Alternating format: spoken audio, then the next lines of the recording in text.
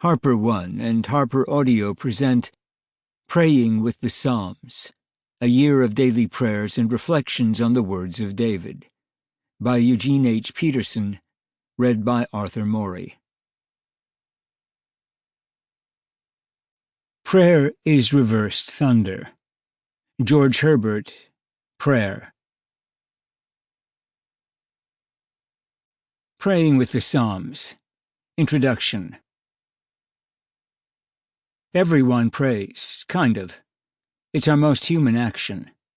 At the deep center of our lives, we are connected somehow or other with God.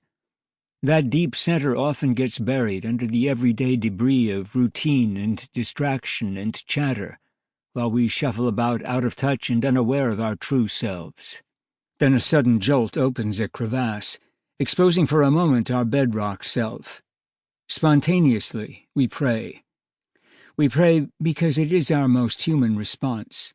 We are made by and for the voice of God. Listening to and answering that voice is our most characteristic act. We are most ourselves when we pray. The jolt comes variously: a stab of pain, a rush of beauty, an encore of joy. We exclaim, God! The cry can be complaint or curse or praise, no matter. It's prayer. When that deep, deep center of our lives is exposed, our core humanity, which biblical writers so vigorously designate as heart, we unthinkingly revert to our first language. We pray. For some, that's the end of it. Brief and random exclamations scattered haphazardly across a lifetime. But others of us, not content to be our true selves, incidentally, hunt for ways to cultivate fluency. More often than not, the hunt turns up its quarry in the Psalms. David is the name most prominently associated with writing and praying the Psalms. His life is the most extensively narrated we have in the Scriptures. We know more about him than anyone else in our biblical records. We know about his growing up and his dying, his friends and his enemies, his sins and salvation, his triumphs and defeats.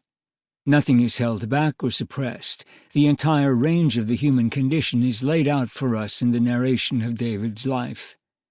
Alongside the story, we are given his prayers, the inside of the story.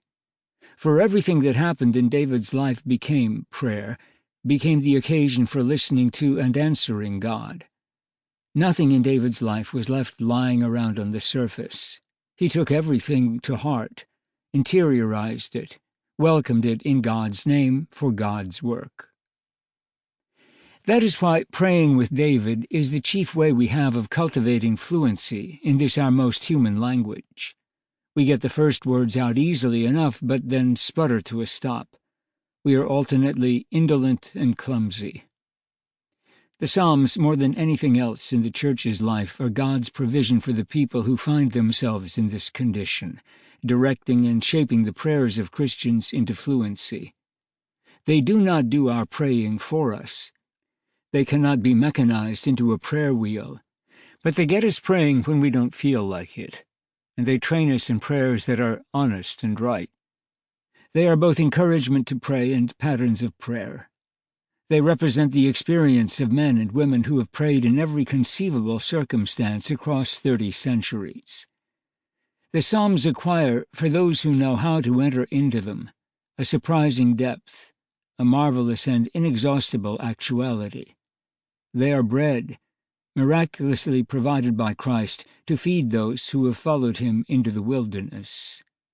Thomas Merton, Bread in the Wilderness, New York, New Directions, 1964, page 3. Praying with the Psalms is a book to guide and encourage the daily prayer that clarifies and deepens our perception of God's will, so that we can pursue it. It is a book that exposes the shoddy and cheap, so that we can reject it. And it is a book that nurtures the true, the beautiful, and the good, so that we will live at our best with and before God.